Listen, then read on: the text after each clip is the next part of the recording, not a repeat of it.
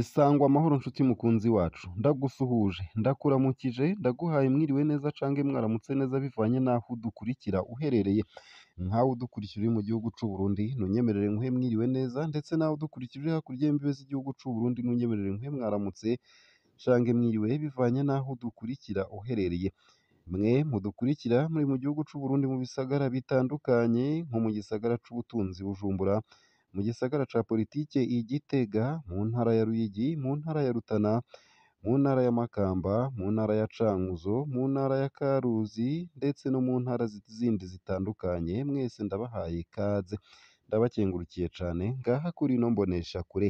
Namwe mudukurikira muri mu ntara zitandukanye z'ibihugu bibanyi, namwe nyene ndabahaye ikaze ngaha kuri ino mboneshakure ibagezako amakuru, inkuru n'ibiganiro biba biriko biravugwa mu bisata bitandukanye, boba mu gihugu c'u Burundi kumwe no hakurya y'imbibe zacu mu yandi makungu. Ico utegerezwa gukora rero nta kindi ni ugufyonda sabone cange subscribe nawe utarafyondako, kugira ubandanye urashikirwa n'amakuru yose, inkuru kumwe n'ibiganiro tubandanya gushikiriza. Gufyonda sabone ni ukumanuka munsi y'ino video hama ugafyona imbere y'ijambo Isange TV. Ntaba ukoresha YouTube y'igifaransa uri busange handitse ijambo sabone, ariko naba ukoresha YouTube y'icongereza urasanga handitse ijambo subscribe. Urafyondako uba uduhaye intererano yawe yo kugushikiriza amakuru, inkuru kumwe n'ibiganiro bigezweho biriko biravugwa irya nino mu gihugu cacu, ndetse no hakurya y'imbibe z'igihugu cacu mu yandi makungu. Ibanki Interbank Burundi imenyesha abanywanyi bayo ko ubutumwa buriko buravugwa ku mbuga hwaniro kuva ejo yuko iyo banki yoba yugaye hatari bwo. Yemeza ko iriko irakora ukuri kwamye mu mashami yayo yose uko angana mu gihugu. Iyo banki ikaba isaba abanywanyi kudahendwa n'ibihuha aho vyoba biva hose. Nayo kandi umushikiranganji Dieudonné Dukundane ati parasere iri muri komine Mukaza ipima munsi ya are 10 itegerezwa kubakwamwo inzu igeretse kabiri, nayo iyirenza are 10 yubakwamwo inzu igeretse incuro 4.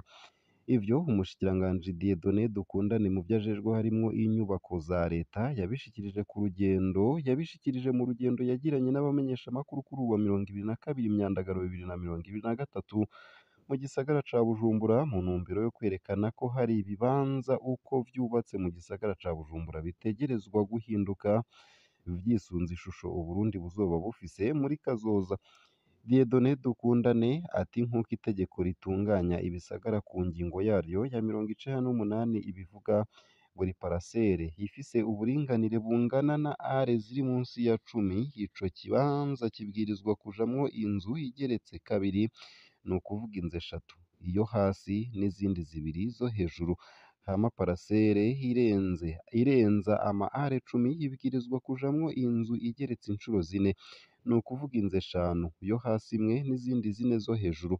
Ku banyagihugu badafise uburyo bwo kubaka izo nzu, umushikiranganji avuga ko babwirizwa kuja hamwe n'abandi bakubakira hamwe. Abo bidashobokeye nabo leta ikazobaha umuzibukiro w'ivyo bubatsemwo, maze amaparasere akaba aya leta.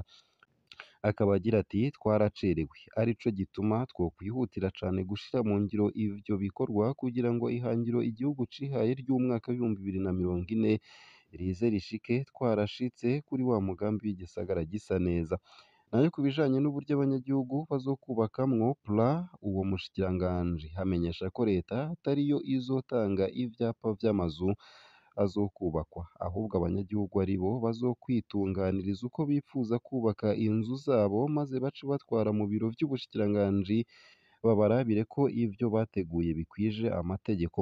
Dukundane Dieudonné yasozereye atera akamo abarundi bose na cane cane ababa mu gisagara ca Bujumbura guhindura ivyiyumviro, gukunda kuja hamwe no gukorera hamwe kugira igihugu gitera imbere. Nayo kandi womenya ko mu ntara ya Ruyigi ikiro c'ibiraya casubiye hasi.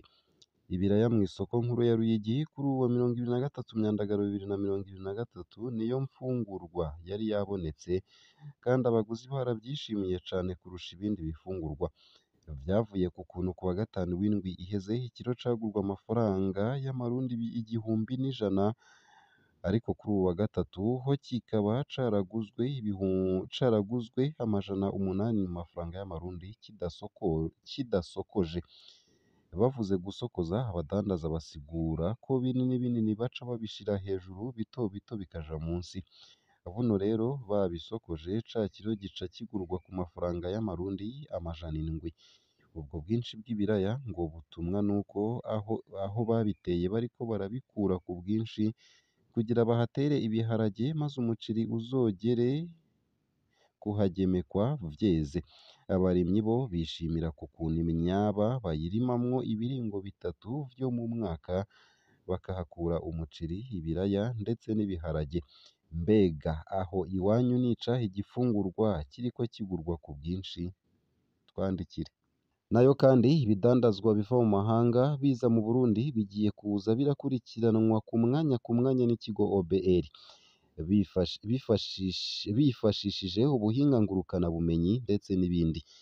Uburyo bwababa ibihumbi $212 by'amadolari y'amanyamerika nibwo bwatanzwe n'ishirahamwe Trademark Africa kugira hashirwe mu ngiro uwo mugambi mushasha wo gukurikirana imiduga itekeye ibidandazwa iva mu bihugu vyo mu muryango wa Afurika y'ubuseruko EAC igana mu Burundi canke isubirayo. Ubwo buhinga ngurukanabumenyi bugiye gusahiriza mu kurwanya ibiturire, mu gucunguza umwete, guteza imbere igisata c'amakori be no kuduza amafaranga yinjira mu kigega c'igihugu n'ibindi. Ivyo ni ivyashikirijwe na Jean Claude Manirakiza, umuyobozi mukuru w'ikigo ca OBR, Office Burundaise de Recette. Muti bazobimenya gute? Hazoba hariho ubuhinga bita balize bazoshira mu miduga yahejeje gutekera imizigo igira ihaguruke. Ubwo nabwo buba bukoranye ikarata simu yerekana aho umuntu ageze, amazina y'umushoferi anyonga iyo modoka, kandi inzira azocamwo izoba izwi, akatiye ahandi canke agatebera mu nzira ca cuma gica kizwira, ni ukuvuga sonori. No muri OBR bazoca babibona baheze bamuhamagare. Umuyobozi w'ikigo OBR akaba amenyesha kandi ko hategekanijwe gukoreshwa amabalize 500. Ubu hakaba hamaze gushika amabalize 120. 60 hazoja ku modoka zitwara ibidandazwa bisanzwe, 60 ku modoka zitwara igitoro canke amavuta. Turacakeneye ivyuma vyinshi vya skaneri. Ibikenewe cane nyamukuru ni ivyo ku mupaka wa Gasenyi, ni ukuvuga w'u Rwanda, ndetse na Gatumba, ni ukuvuga kuri Repubulika Iharanira Rusange ya Kongo. Davide Bia, umuyobozi wa Trademark Africa, yamenyesheje ko ubwo buhinga bwatanguye gukoreshwa muri EAC kuva mu mwaka w'2017, bukaba bukorera mu bihugu nka Kenya, Uganda, u Rwanda ndetse na Repubulika Iharanira Rusange ya Kongo. Biramaze kwigaragaza kandi ko ivyo bihugu bikoresha ubwo buhinga harimwo akarusho nko gukoresha umwanya neza be no kwinjiza amafaranga. Turizeye neza ko n'u Burundi buzobonamwo akarusho. Mwomenya ko igikorwa nyezina catangujwe icese n'ikigo OBR bafadikanije na Trademark Africa kuri uwa 23 Myandagaro 2023 mu kigo ca OBR i Bujumbura. Ese hari akarusho mubona muri buno buhinga? Mutwandikire munyuriye munsi y'ino video muri commentaire. Nayo mu gusozera ano makuru kandi womenya ko Engineer Terence Bugegene akora amareresi atahurwa n'abana bato. Terence Bugegene ni umwigisha mwunganizi asista kuri kaminuza y'ubuhinga y'i Gitega UP, gakora ibijanye n'amareresi hacafye bimwe bita mu ndimi z'amahanga dessin anime. Mu ntango ngo yabonye kenshi izo reresi zikunzwe kurabwa usanga hari izivuga ubuzima n'imibereho by'abanyamahanga atazigwiriye ngaha mu Burundi zivuga kuri kahise k'igihugu canke ku migenzo y'abarundi. Aho duheruka kumugendera, Engineer Terence Bugegene yari amaze kudandaza ireresi imwe imara iminota 10 ku muntu yari yayisavye ngo bayimukorere. Iyo reresi ikaba ivuga kuri kahise k'ingoma. Ku bijanye n'amafaranga y'amarundi akaba agira ati igiciro c'ireresi kivana n'abantu bashushanyijemwo, umwanya imara n'ubuhinga wakoresheje mu kuyikora. Abandanya ati navyize imyaka 2 kuva mu mwaka w'2020 ndavyigishwa n'umuntu wo muri France.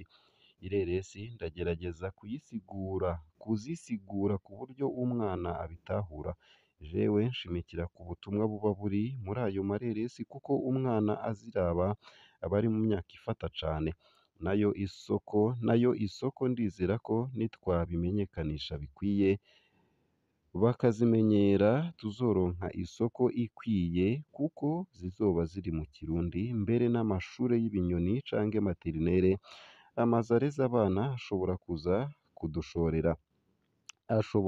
kudushorera, aripfuza gusaba ingurane muri payeje kuko akeneye miliyoni 100 kugira atangure gukora neza, kugira ntere imbere nkeneye nyabwonko ijanye n'iki gikorwa ku buryo bikorwa vyoroshe, ndakeneye kandi n'abakozi bakwiye haba abacapa, abakora amajwi n'ibindi, ubu amaze kwigisha ubwo buhinga abandi babiri ari nabo bakorana.